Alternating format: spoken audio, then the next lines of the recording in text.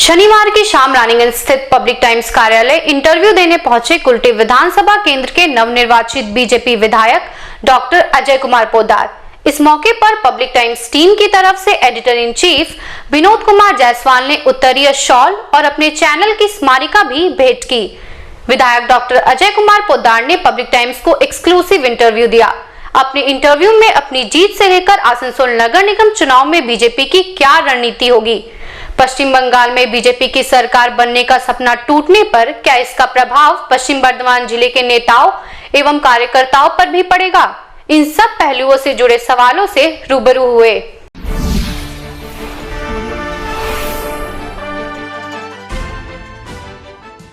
हाल में ही संपन्न हुए पश्चिम बंगाल विधानसभा चुनाव में बीजेपी के सत्ता में काबिज होने का सपना टूटकर चकनाचूर हो गया, किंतु आंकड़ों की बढ़ती संख्या से बीजेपी को संतोष करना पड़ा। 2016 के विधानसभा चुनाव में बीजेपी को कुल 3 सीटें आई थी, जो बढ़कर 2021 के विधानसभा चुनाव में 77 सीटें मिली। 2016 के विधानसभा चुनाव में पश्चिम बर्धमान जिले के 9 सीटों में बीजेपी को एक भी सीट नहीं मिली थी, परंतु इस बार बीजेपी को 3 सीटें मिली। इन 3 सीटों में कुल्टी, आसनसोल दक्षिण एवं दुर्गापुर पश्चिम शामिल है। कुल्टी विधानसभा क्षेत्र से बीजेपी के नवनिर्वाचित विधायक डॉक्टर अजय कुमार पोद्दार ने अपने निकटतम प्रतिद्वंदी तृणमूल कांग्रेस के हेवीवेट नेता उज्जवल चैटर्जी को 800 वोटों से पराजित किया। शनिवार को कुल्टी के नवनिर्वाचित विधायक doctor Ajay Kumar Poddar public times studio पहुंचे एवं पब्लिक टाइम्स के साथ एक्सक्लूसिव इंटरव्यू का हिस्सा बने। पब्लिक टाइम्स के editor in chief Vinod Kumar Jaiswal के साथ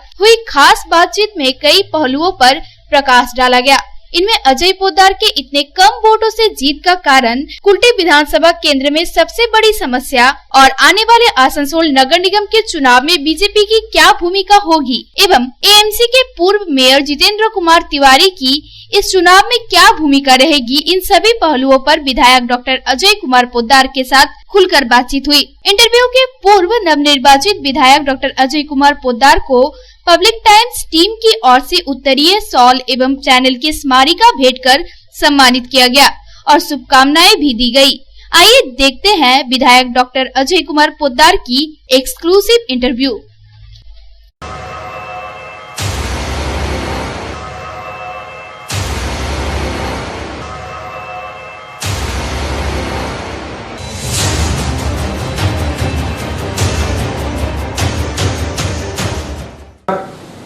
पब्लिक टाइम्स टॉक शो में पुनः अपने दर्शकों का एक बार स्वागत करता हूं। इस बार के टॉक शो में आपके बीच एक ऐसे शख्सियत को लाए हैं जिन्होंने तृणमूल कांग्रेस के हेवीवेट प्रत्याशी के रूप में जाने जाने वाले उज्जवल चैटर्जी को हराकर अपना परचम लहराया है। शायद आप समझ ही गए होंगे मैं किस व्यक्ति की बात कर रहा हूँ। हाँ, मैं कुल्टी विधानसभा क्षेत्र के भाजपा प्रत्याशी जिन्होंने अपनी जीत दर्ज की है, डॉक्टर अजय पोद्दार आज हमारे टॉक शो में उन्हीं का आपसे रूबरू कराएंगे। उससे पहले मैं डॉक्टर अजय पोद्दार का एक छोटा सा परिचय आपको दे देना चाहता हूँ। जिस तरह इन्होंने राजनीति में अपनी सक्रियता निभाई है, ठीक उसी तरह चिकित्सा के जगत में भी अपनी समान रूप से सक्रियता निभाई है। जितना पॉपुलर ये अपने अंचल में राजनीतिक व्यक्तित्व के रूप में है, उतना ही पॉपुलर ये चिकित्सा जगत के रूप में भी है। 1970 के दशक में इन्होंने आरएसएस का दामन थामकर राजनीतिक जीवन की शुरुआत की थी और जयप्रकाश नारायण के आंदोलन में भी शामिल हुए थे। और दूसरी बार चुनाव तो उन्होंने इससे पहले 2016 में भी लड़ा था, किंतु जीत हासिल नहीं हुई थी, परंतु इस बार 2021 में इन्होंने उज्जवल चैटर्जी को हराकर सभी लोगों को चौंकाया। हालांकि जीत का अंतर कोई खास नहीं था, केवल मात्र 800 वोट ही थे, किंतु ये इसलिए भी इम्पोर्टेंट होता है क्योंकि अगर इतने लंबे समय से अगर कुल्टी विधानसभा क्षेत्र में तृणमूल का दबदबा रहा, तृणमूल की जीत होते आ रही थी, उस बीच अगर अपना ये परचम लगाया है तो निसंदेह ये इनके लिए एक बड़ी उपलब्धि है। अजय पोद्दार जी, मैं आपका बहुत बहुत स्वागत करता हूं और सबसे पहले अपने चैनल की तरफ से, पब्लिक टाइम की तरफ से आपको बहुत बहुत शुभकामनाएं देता हूं। आप विधायक बन के अपने इलाके का विकास करें, उन्नति करें और एक मिसाल कायम करें। नमस्कार, पत्रकार बंधुओं को बहुत बहुत धन्यवाद। अजय पोद्दार जी, आप ये जीत जो दर्ज किए हैं, इसके लिए आप किस स्ट्रैटेजी को सबसे ज़्यादा अहम मानते हैं? ये जीत मेरे कार्यकर्ताओं की जीत है। ये जनता का विश्वास था जो इतने वर्षों से लगातार चिकित्सक के रूप में और राजनीतिक क्षेत्र में सक्रियता से उन्होंने ईमानदारी से काम करते देखा है, ये उसकी जीत है। कोई पॉलिसी ऐसी आपने अपनाई थी जिस कारण आप समझते हैं कि हमारी जीत हुई? राजनीति में तो राजनीति का रंग ही है कि जिसमें साम दाम दंड भेद चारों नीतियां अपनाई जाती हैं। हमने भी कोई ऐसी नीति बाकी नहीं छोड़ी थी जो बाकी रह जाए। आप दो रूप में अपने अंचल में ख्याति प्राप्त हैं, एक चिकित्सक के रूप में, दूसरा बहुत अभिज्ञ और पुराने राजनीतिक के रूप में। इस जीत के पीछे आप कौन से आंकड़े आपको चिकित्सक के रूप में ज़्यादा सपोर्ट किए या राजनीतिक के रूप में? चिकित्सा के क्षेत्र में तो एक उपलब्धि थी ही मेरी, बट राजनीति क्षेत्र में मैंने ईमानदारी से काम किया है।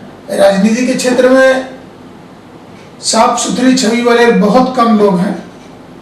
कहने को तो सभी लोग साफ सुथरे हैं, किंतु जनता के पास में एक पैमाना होता है जिससे वो नाप लेते हैं कि इस आदमी में क्या है। तो वो सच्चाई, वो ईमानदारी बिल्कुल मेरे साथ थी। ये उसी का समर्थन है कि जो मैं आज यहाँ तक पहुँच पाया। उज्ज्वल चटर्जी आपके विधानसभा क्षेत्र में लंबे समय से विधायक हैं। भले पार्टी उन्होंने बदला हो, किंतु विधायक वो रहे हैं और इस बार तो उन्होंने एक लंबे समय तक एडीडीए का वाइस चेयरमैन भी रहे। आपको क्या लगता है कि कहाँ उनकी चूक हुई, कहाँ वो विफल रहे जो उनको अपनी सीट गंवानी पड़ी? आपके नज़रिए से कौन कौन सी बातें हैं? विफलता कुछ भी नहीं है। पिछली बार से भी उन्होंने ज़्यादा वोट लाए हैं, ऐसी कोई बात नहीं है। पिछली बार उनको 67,000 वोट थे, इस बार 80,000 के पास में। तो वोट का जहाँ तक प्रतिशत है और वोट जहाँ तक लोगों ने दिया है, उन्हें वोट तो कम नहीं दिया है। और बाकी तो जनता के हाथ में, जनता मालिक होती है, जनता जनार्दन है। उन्होंने जो किया वो मानना है। आपके वोट का जीत का अंतर केवल मात्र 800 था। आपको क्या लगता है, ये बढ़ना चाहिए था ना और कमना चाहिए था? ये 20,000 के पास होना चाहिए था। क्यों नहीं हुआ, क्या लगता है? उज्ज्वलदा को कम करके आंकना बेवकूफ़ी है। He is a one man army. He can play any game within 2 days, and he had played it nicely. तो इस वजह से आपके जीत का अंतर काफ़ी कम है। खेला होवे क्या के तर्ज पर उन्होंने नाइसली प्लेड किया? नहीं, खेला हवे तो वो दीदी का खेल था जो उन्होंने काउंटिंग में पूरे बंगाल में बहुत जगह करके दिखाया। उसे खिला होगा, आप मानते हैं? बिल्कुल। अच्छा, आप जब विधानसभा चुनाव में प्रचार के लिए जा रहे थे तो किन किन बातों को आपने लगा कि सरकार यहाँ पे, तृणमूल कांग्रेस की सरकार यहाँ पे ये समस्याएं हल करने में कामयाब नहीं हुई? जब पूरे टेनियर में चुनाव प्रचार में आपने लोगों के साथ बातचीत की, इलाके घूमे, तो कौन कौन सी बातें सबसे ज़्यादा आपको चैलेंजिंग लगी? पानी की समस्या सबसे चैलेंजिंग है। बराकर 3 नदियों से करीब करीब घिरा हुआ है। बराकर नदी, दामोदर और अजय, 3 नदियां होने के बावजूद अगर पानी नहीं है और घर घर पानी की सप्लाई नहीं है तो कहीं ना कहीं आपकी ईमानदारी में, नीति में, आपके काम करने की क्षमता में और आपकी प्लानिंग में कमी है। दूसरा नंबर, इसको कहने को तो एएमसी है, Asansol municipal corporation, it is one of the biggest, किंतु अगर गांव में जाएंगे तो वहां पे 70% गांव है और गांव में हर जगह टूटा हुआ घर और झोपड़ी और आपको टाली का घर मिलेगा। 70 साल 34 साल टीएमसी वामपंथ की सरकार रही, फिर टीएमसी की सरकार रही, गरीबों का किसी ने कुछ नहीं किया है। वो टूटा घर टूटा ही पड़ा है, मट्टी के घर मट्टी के पड़े हैं।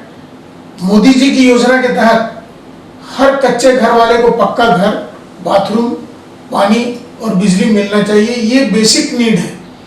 हमने घर घर जाके गांव गांव में देखा है, बरसात में तो पानी से आंखें यूं ही भीग जाती हैं, किंतु उनके घर और आंगन को देख के आंखें डेली भीग जाती थी। उनको दर्द को देख के ऐसा महसूस होता था कि इससे बेहतर होता कि हम ग्राम पंचायत में रहते तो ग्राम प्रधान खुद कुछ कर पाता। यहाँ न ग्राम प्रधान कुछ कर पाएगा, न ग्रामीण योजनाएं कुछ कर पाएंगी। जो होगा एएमसी के थ्रू ही होगा।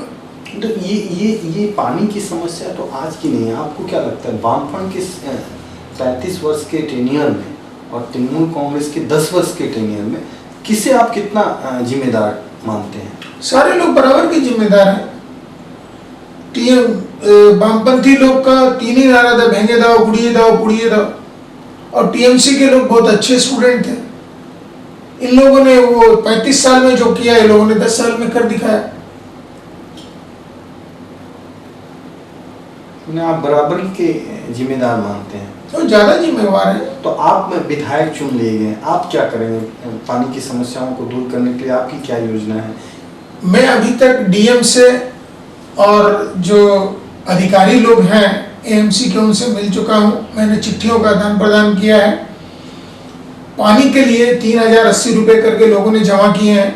बहुत जगह पाइप ले डाउन हुई है, बहुत जगह नहीं हुई है। इस योजना का नाम है अमृत योजना, जो अटल जी के नाम से योजना बनाई गई थी। उसी योजना के तहत में केंद्र ने पैसे दिए थे, जिसका एक सिस्टम है। केंद्र, राज्य और एएमसी तीनों मिल के उसमें एक भागीदारी होती है फिक्स। उसके तहत वो लोग पैसे देकर उस योजना को पूरा करते हैं। इतना ह्यूज अमाउंट सेंट्रल से आया है, ये लोग आज तक खर्च नहीं कर पाए। मैंने एक बार ऐसे ही आसनसोल में चीफ सिविल इंजीनियर से बात की कि अगर बराकर नदी पर चेक डैम बन जाता तो एखाने तो दुटा डैम अच्छे, तो माइथन डैम अच्छे, पंचित डैम अच्छे। उन्हें चेक डैम के बारे में पता नहीं। चेक डैम बोलते हैं जो नदी के बीच में 6 फुट का ऊंचा या 7 फुट का ऊंचा दीवार बना के शटर के साथ में बनाया जाता है। 6 फुट पानी अगर नदी में हर समय है तो पीने का पानी, सिंचाई के लिए और मछली पालन के लिए तीनों की उपयोगिता बढ़ जाती है और आपका पानी व्यर्थ नहीं जाता है। तो यहाँ पूर्ण रूप से योजना का अभाव है। ये लोग काम क्या करना है ये जानते ही नहीं, और जो काम करना चाहता है उसको काम नहीं करने देना है। इनका यही नेक नियति है। लॉ एंड ऑर्डर सिचुएशन को लेकर आप क्या कहना चाहेंगे? क्या है लॉ एंड ऑर्डर का सिचुएशन? ये तो विभाजन के समय से भी बुरी हाल है बंगाल का। What we had seen in 46 and 47, उससे बुरा हाल है। 2 तारीख के बाद में लाखों लोगों ने घर छोड़ दिया है। एंड जो महिलाओं के साथ में हुआ उसे तो बयान करना ही बहुत मुश्किल है। The people have become habitual raper। ये दूर जाने की जरूरत नहीं है। ये पूर्वी बर्धमान जिला और बीरभूम दोनों के बॉर्डर पे 10-15 गांव हैं। उन गांवों की हालात आप देख ले तो मालदा, मुर्शिदाबाद ये सब आने की जरूरत ही नहीं पड़ेगी। आपके जिले में पश्चिम बर्धमान में पॉलिटिकल सिनेरियो क्या है आपके हिसाब से? भी सिनेरियो से तात्पर्य आपका? आप प्रमुख विपक्षी दल के रूप में आप लोग उभरे हैं राज्य में, और आपके दल के कर्मियों की क्या स्थिति है? कुल्टी में हम लोग ऐसा कुछ भी नहीं समझते हैं कि कोई ऐसा कर पाएगा।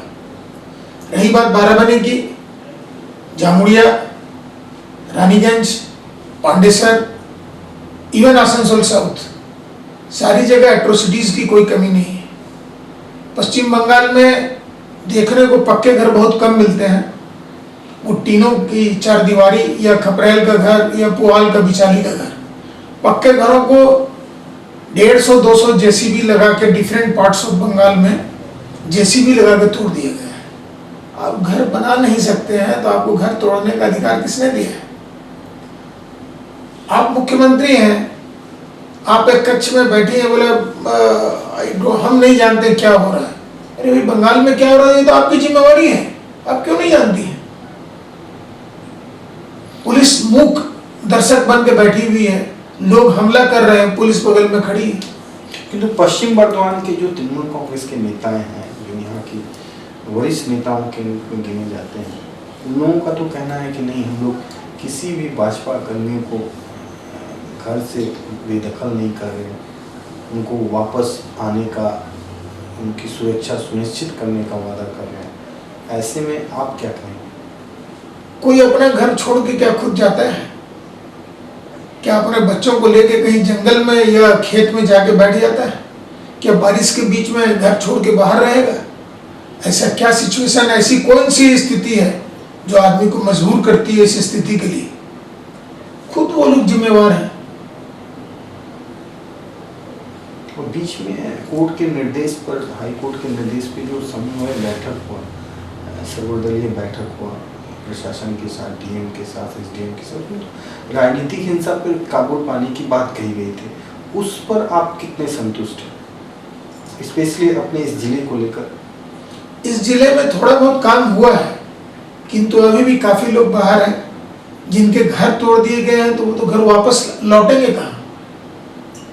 जिनको रहने को घर नहीं है, जिनकी छत उड़ा दी गई है, वो रहेंगे कहाँ?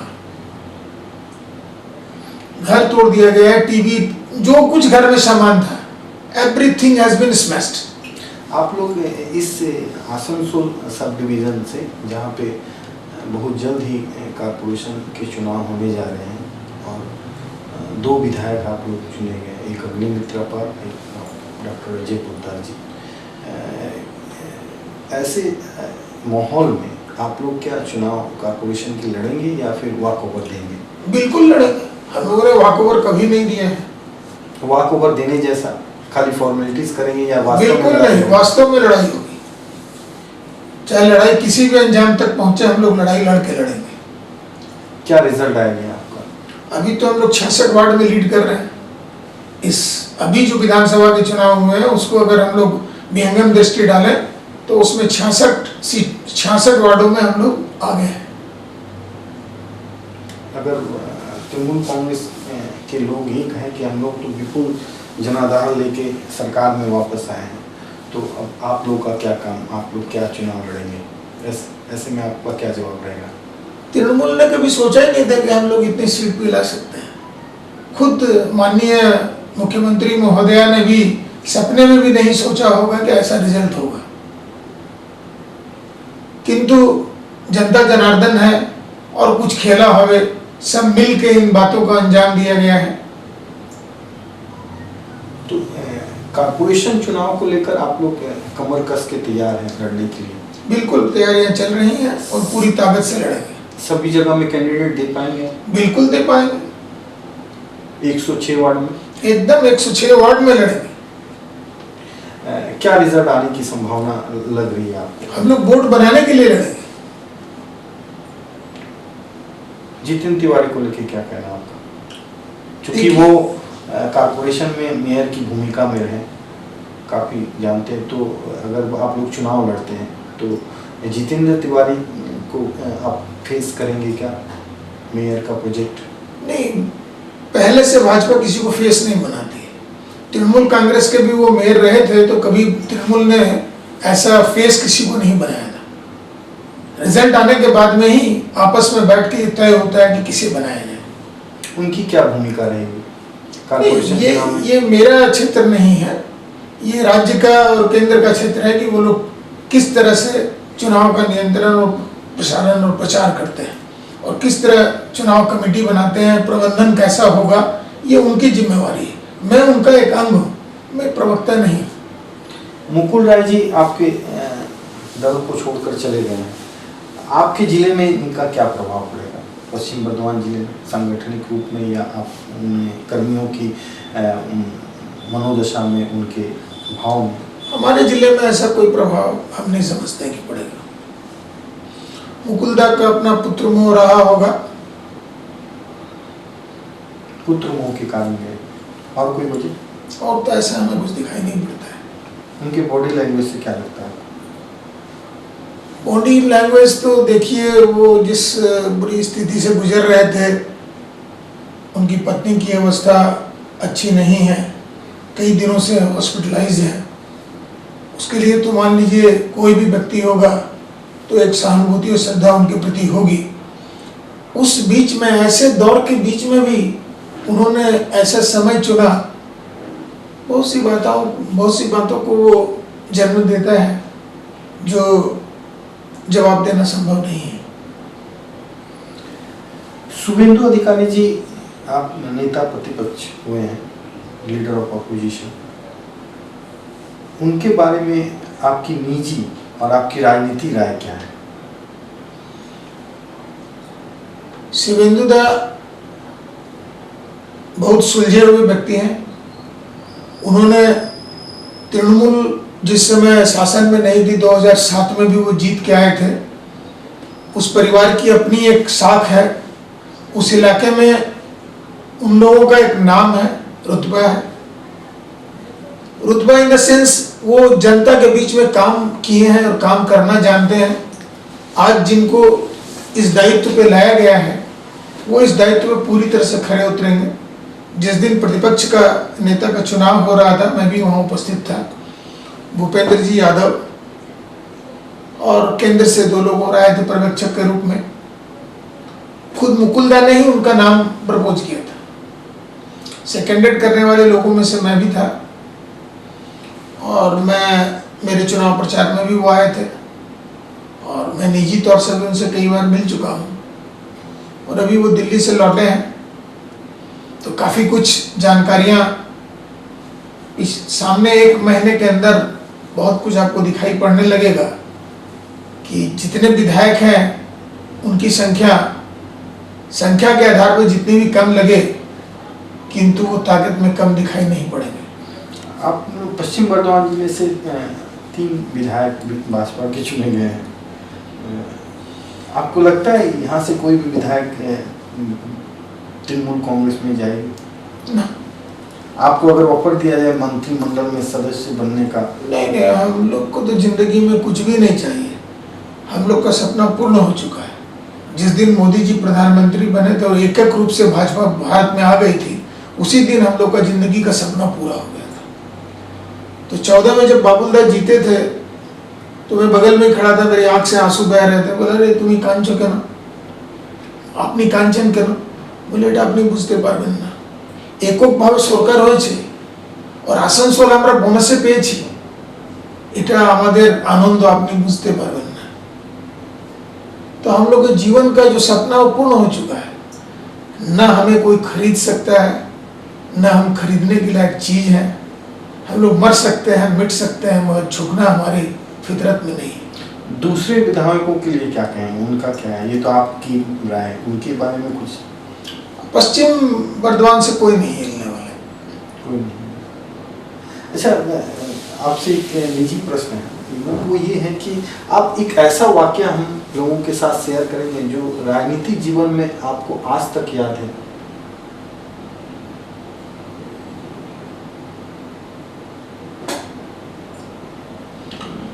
राजनीतिक जीवन का वाकया बोलूं या मैं डिमोलिशन के बाद की घटना बोलूं? 1992 डिमोलिशन के बाद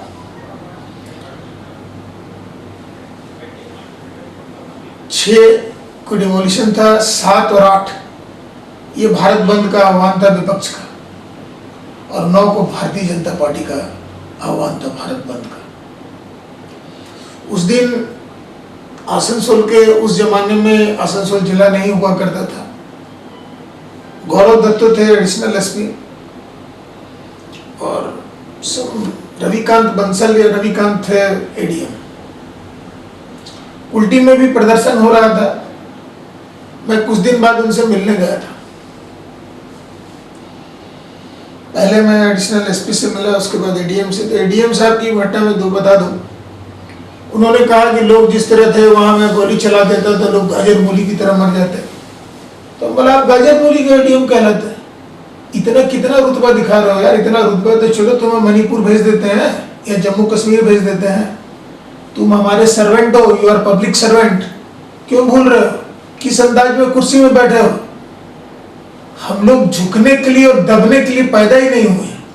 एक बार मरने के लिए पैदा हुए हैं। तुम अपनी औकात में बात करो। तुम 1 साल में IAS पास किए हो, हम लोग 8 साल में MBBS किए हैं। तुम क्या सिखा रहे हो? गौरव दत्तों से जब बात हुई तो वो वाकया ऐसा था, गौरव दत्तों ने दुखती रग पे अंगुली रख दी थी। वो देखना चाहते थे, मैं और विजय दा दोनों गए थे, अजय और विजय। वो देखना चाहते थे कि इन लोगों के बारे में जो सुना है ये है या ये थोथा चना है कि लोहे के चने हैं। बात के अंदाजों में मैंने उन्हें समझा दिया कि आप जो समझ रहे हो वही सही है। और एक बात है, आप विधायक बने, सबसे ज्यादा खुशी आपको किसे हुई? मैंने आप पहली बार विधायक बने तो सबसे ज्यादा आपके परिवार में खुश हुए या कौन शख्स आपकी खुशी में? मेरे पार्टी के कार्यकर्ताओं के लिए अपार हर्ष का विषय था। जो पिछले 40 सालों से लड़ रहे थे उनके लिए ये जिंदगी का बहुत बड़ा सपना था जो पूरा हो गया। आपको विधायक के रूप में कुल्टी के बासिंदे पाकर कितना लाभान्वित होंगे? पहले के जितने विधायक से उससे ज्यादा लाभान्वित बिल्कुल होंगे, क्योंकि कंधे से कंधा मिलाकर लड़ेंगे। मैं खुद विधायक नहीं हूं, मेरे इलाके के करीब करीब लोगों को मैं कहता हूं कि आप लोग विधायक हैं। मैं जनता का चुना हुआ सेवक हूं, विधायक आप लोग हैं। और हम लोग कंधे से कंधा मिलाकर इस सरकार से एक एक काम वसूल करेंगे। इतनी आसानी से कुछ छोड़ने वाली नहीं है। तो हम लोगों को जनता के लिए एक एक काम सरकार से लेना होगा। पहला काम क्या होगा आपका? पहला काम पानी है, दूसरा काम गरीबों का पक्का घर है। जो मोदी जी की योजना है वो लागू हो जाए। हम लोग को तो सपना था अगर सरकार आएगी तो 2 साल के भीतर में बंगाल में एक भी कच्चा घर दिखाई नहीं पड़ेगा। और कभी कभी सपने सपने रह जाते हैं, मगर उन सपनों को हकीकत में बदलने के लिए हम लोग पूरी ताकत से लड़ेंगे कि वो जो मोदी जी का प्रकल्प है वो बंगाल में पूरी ताकत से लागू हो। आंकड़े क्या घटेंगे विधायक के? देखिए, ये मैं इन बातों में नहीं जाना चाहूँगा। आंकड़े बहुत बड़े मायने नहीं रखते हैं। आपका विश्वास, आपकी रणनीति और आपका आदर्श, ये श्यामा प्रसाद मुखर्जी के आदर्श की पार्टी है। जिस जमाने में श्यामा प्रसाद मुखर्जी ने बलिदान दिया था, कमल फूल में देखिएगा ऊपर में 5 पापड़ियां हैं और नीचे में 3 है। नीचे में 3 क्यों है? वो श्यामा प्रसाद मुखर्जी का बलिदान, एक निशान, एक विधान, एक प्रधान, इसलिए 3 है। ऊपर में 5 है, वो पंच तत्व एकत्व मानववाद पंडित दीनदयाल उपाध्याय की देन है कि आपका विकास अगर समाज के आखिरी बिंदु तक नहीं पहुंचता है, जिसके पास घर नहीं, खाने को दाना नहीं, वहां तक अगर आप नहीं पहुंचे तो आपका विकास बेमानी है। इसका मतलब आपने विकास किया नहीं है। तो हम उस पार्टी के सिद्धांत के साथ में लड़ रहे हैं और उस तरह के विकास में हम लोग विश्वास रखते हैं। तो जनता के लिए हम लोग लड़के वहां तक पहुंचने का बिल्कुल प्रयास करेंगे। संगठन की किसी भूमिका में आप आ रहे हैं, महत्वपूर्ण भूमिका में जिले में? नहीं, ऐसा तो ये केंद्र का और राज्य का विषय है। ये मैं अपनी तरफ से जो वो लोग आज्ञा देंगे, जहां पर वो लोग काम लेना चाहेंगे, उस काम के लिए मैं तैयार हूँ। हमारे बीच आपने देखा किस तरह से उन्होंने कुल्टी विधानसभा क्षेत्र के नवनिर्वाचित भाजपा विधायक डॉक्टर अजय पोद्दार ने अपनी बातें रखी। उन्होंने बताया कि 3 नदियां हैं, अजय, दामोदर, बराकर। 3 नदियों के बाद भी वहाँ के लोग पानी के लिए तरसते हैं। उन्होंने इस बात का भी जिक्र किया कि अगर भाजपा की गवर्नमेंट आती तो राज्य में जो अधिकतर टाली के घर देखते हैं वो सारे पक्के मकान होते हैं। उन्होंने इस बात का भी जिक्र किया कि हम दबने वालों में से नहीं और हम झुकने वालों से में से नहीं हैं। आगामी जो विधानसभा चुनाव के बाद जो कॉरपोरेशन का चुनाव होगा वो हम लोगों ने अभी से ही कमर कसना शुरू की है। और ना ही केवल लड़ाई नहीं होगी, हम लोग प्रत्येक जगह में 106 वार्ड में अपनी प्रत्याशी देंगे और वोट दखल करने की मंशा रखकर लड़ाई में उतरेंगे। खैर, ये तो राजनीतिक दावे होते हैं और होने भी चाहिए। हमारी शुभकामनाएं डॉक्टर अजय पोद्दार के साथ है कि वो इस कोरोना काल में स्वस्थ रहें और वो कुल्टी वासियों के लिए काम करें और एक बात ये भी मैंने अनुभव किया कि उज्ज्वलदा के प्रति इनके मन में कोई आक्रोश भी नहीं दिखा। कई बातें उज्ज्वलदा के बारे में भी हमने जाननी चाहिए, मगर बहुत प्यार से उन बातों को टाले और जितना बोलना चाहिए था उतना ही बोले। खैर जो भी हो, राजनीति में उतार चढ़ाव और अपने प्राय होते रहते हैं, बनते रहते हैं, बिगड़ते रहते हैं। अजय पोद्दार जी हमारे बीच आए, हमारे चैनल के दर्शकों को, पब्लिक टाइम्स के दर्शकों को अपना व्यू रखा, इसके लिए उनका कोटि कोटि धन्यवाद। और वो स्वस्थ रहें और आने वाले दिनों में अपनी जनता के लिए काम करें, इसी शुभकामनाएं के साथ मैं आपका बहुत